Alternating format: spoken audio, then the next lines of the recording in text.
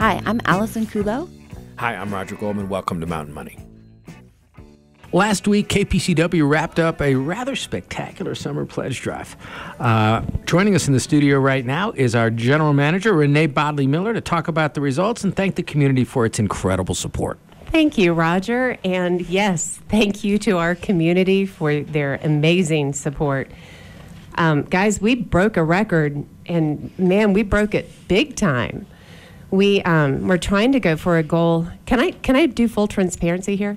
I think that's allowed, yes. Yeah, it's mountain money, right? So let's talk money.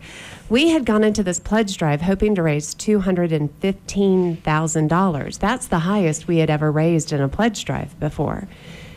And then we had to postpone the pledge drive for a week because of the Parley's Canyon fire. We had to reschedule everyone.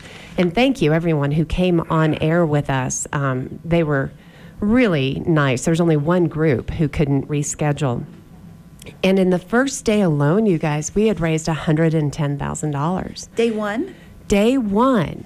And the big hour that day was our first hour at 8 a.m. with the local news team.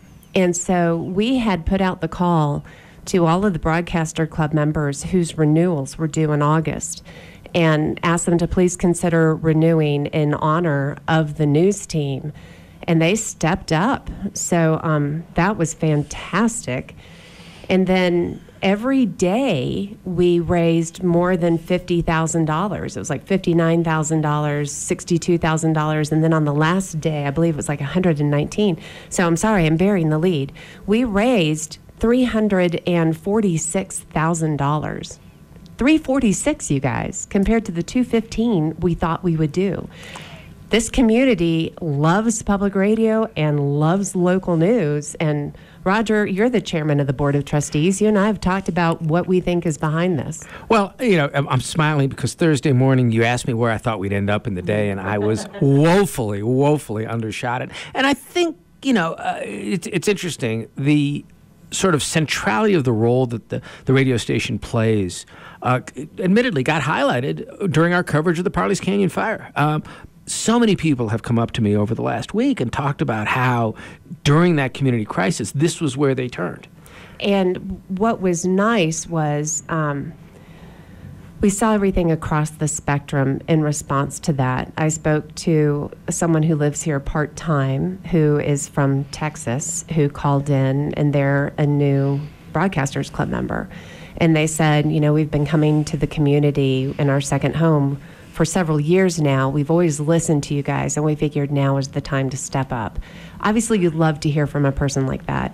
But you guys, one of the most meaningful donations we received, one of our phone volunteers, Mayor Piper, stopped me, I think it was day 3, and she was a little teary, and she got me a little teary. She said she just spoke to a volunteer who had called in and said they lived in Summit Park. They were evacuated. They got that knock on the door from the sheriff. They were scrambling. They got in their car, and they did not know where to get information. And they turned on KPCW. And she said, I only have $30 to give you, but will you take my $30? And we're like, heck yeah, we will take that $30. And that's what we are here to do. When people are in crisis, when there is a public emergency or public safety is at risk, by golly, we're going to be on the air. And I think one of the things to note is how you have changed how KPCW follows the news. You know, you have expanded the number of people that are working on the news team, and the whole department is really functioning in a different way than it ever has. Thanks for noticing that, Allison. You're right. We started in 2018 putting everything on our website. Before that, it was sometimes an audio clip of a story. Sometimes a reporter would have time to put the full transcript of their story on the website. Writing for web is different from producing for radio. And we're still finessing that distinction. So, yeah, we're putting a lot more money towards that news department. We have an opening for a reporter right now. Now, given that the community has told us we need this service from you. Now we have to look at spending those resources. I'm looking at the chairman of my board. He's nodding. Because as a board, we have not met yet. We've all exchanged some emails over the weekend about where should we put this new money. It goes right back in the operation. It's going to go right back to serving our community. And when we talk about expanding the news team, right now, not only are we posting the stories online, but we also have weekend news coverage, which is something we didn't have before, where we have people, we have someone on the news staff here every day. And of course, during the fire, we had lots of people here because in an emergency like that, we brought a lot of staff in to cover the fire. But that expanded coverage, and I think some of the things to talk a little bit about some of the other sort of expansion of news that we're thinking about, Renee. We also have an opening. It's not posted yet, but we have an opening for what we're calling a digital specialist. And the reason we don't have it posted yet is because we're still we want to put up a true job description, and everybody wants a piece of this digital specialist. They're going to be wearing a lot of hats. So we're trying to really hone in on what is this person's main job. But things like push alerts, there's a power outage. There was one just a couple days ago that affected a lot of people. There's an evacuation order. We want to put these push alerts out there to anyone who subscribes to our newsletters and our website, but we don't want to do that until we know that we can be consistent and we can do it well. The last thing I want is car alarm syndrome, where we put too many push alerts out there and people disregard them. So it's a work in progress. So that putting things online, putting things on push alerts, and another good part of a digital specialist is, yes, the community really responded this time, but if we're going to add positions, I need to make sure they're sustainable. We don't want to bring somebody on staff and have enough money to pay them for a year and then tell them, sorry, we didn't have so good of a pledge drive, so now we can't pay you anymore. One thing about digital is we're not in the digital revenue sphere yet, but we know that there are some public radio stations that are having some success revenue-wise with some digital advertising. So we're not just a radio station anymore, you guys, and that's exciting. And Roger, we've talked about how news is changing, how local news services are changing. And I think that as we move forward, the concept that we are as you say, a local news source as much as a radio station. So many people told me that the access to our website, that we were staying up really well during the fire. And I remember sitting here on Saturday afternoon watching you posting social media as we were getting information so that we could stay as current as we could. That sort of blend of service as a news source is what we see for our future. Definitely. And we love our friends at the Follies, and they have written a satire about KPCW this go around that I was assured was a love letter to the Follies. And what they're trying to show everybody is what our town would be without KPCW. If you had to pay for Lost and Found, if you had to pay for the ski report, if you had to pay for local news, what would that subscription cost? And we provide all of that for free because we have people who donate to this radio station. And I have to give a shout out. This Broadcasters Club that we started about 7 years ago, 2014, 2015, they were responsible for $202,000 of this money that we raised. Individual donations, not in the Broadcasters Club, was about $112,000. And then everybody who sponsored an hour, those for-profit entities that came in to help nonprofits during their hour, they brought in $30,500. Rotary Wars, thank you to the Rotaries, that brought in $39,000, almost 40. We'll round up to 40 there. I had asked them to please try to raise $35,000, so they went above and beyond. The Early Childhood Alliance and Park City Tots brought in $28,000. Summit Land Conservancy, $22,000. Ballet West, about $20,000. And People's Health Clinic, $15,000, and the KPCW board, $13,000. And not to put you on the spot, but do we have any other fun stories like the one you just mentioned? Oh, gosh. You know what? This is my fun story. We got a lot of donations from people who love the high school football broadcasts. And you guys know that we toyed with the idea of maybe we don't do that anymore, but I think it's been made clear to us that our listeners love hearing that. And especially, if there's a game in St. George, like there was last Friday, a lot of people don't want to drive down there, so we broadcast it live. Who won that game? Do you know? I'm afraid no. I've heard they've lost 2 in a row. Hey, it's a tough year for the Miners. They got booted up to 5A, 4A. A different A. They're in a different league. They're in a different A. Yes, That we know. yes. So anyone hearing this, if anyone has any ideas of how KPCW can better serve our community, we're all in. We want to hear from you. And Roger, we're putting together the Community Advisory Board. We have one. It's been kind of the same 6 or 7 people, and we decided it's time to really expand that. And that's something we hope to be putting together, a vibrant Community Advisory Board. We've gotten some information from people who are interested. We certainly would like to hear more, but we're hoping to put that together to have a meeting in October. Yeah, and I'm talking to Jorge Rodriguez, who's the host of Cada Domingo, our Spanish language show, Sunday nights from 7 to 10. And we're talking about how we can better serve the Spanish-speaking community as well. What's the commitment if you were to sit on that committee?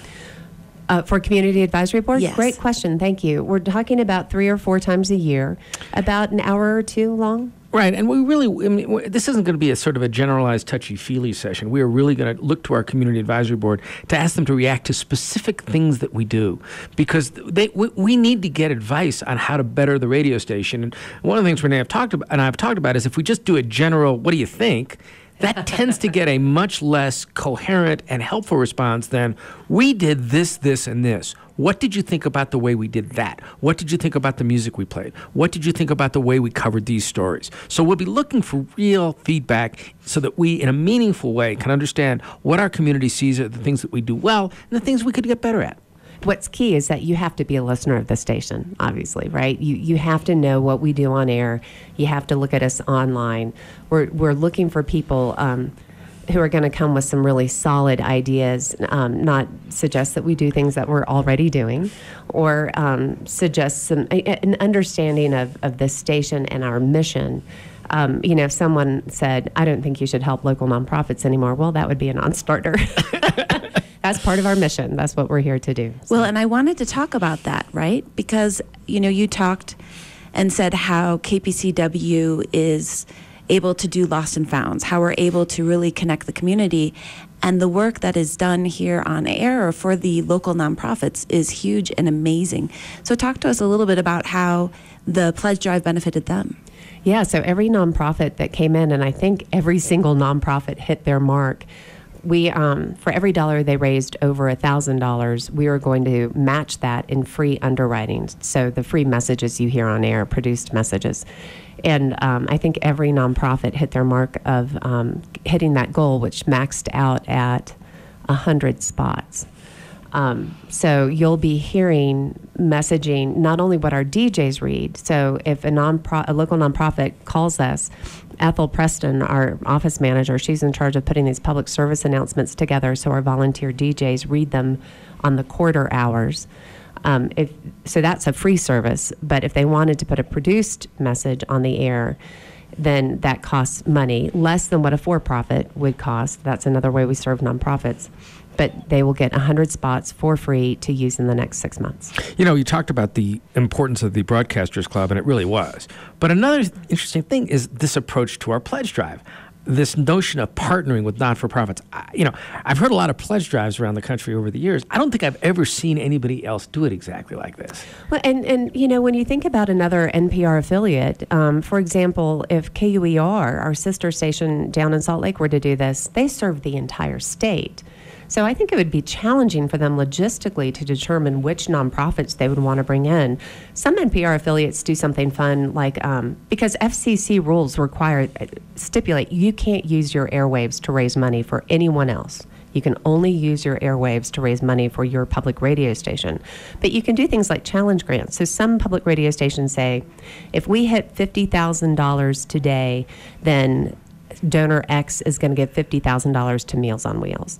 So that's how they're kind of doing it. But to have a different nonprofit in every hour, because we're so unique in that we serve only Summit and Wasatch counties, then we can bring those people in. And by the way, if you're a part of a nonprofit and you're hearing this and you were not part of our pledge drive this last go around or haven't been ever, give us a call.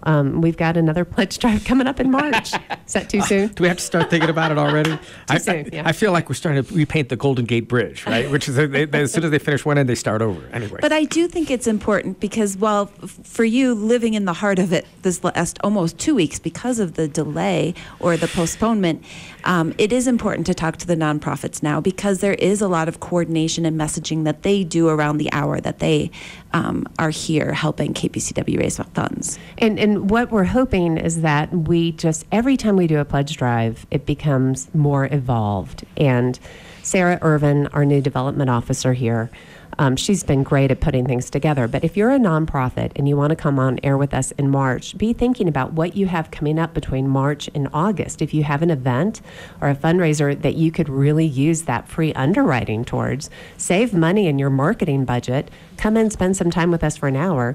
Talk to our listeners about what your nonprofit does. A lot of people are learning about nonprofits for the first time thanks to our pledge drive. It'd be fun to have you on. It's a great time.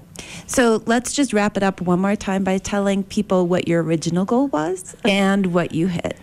Our original goal was $215,000, and we raised $346,000. Congratulations. Thank you. Thank you, everyone out there. We're going to work hard for you.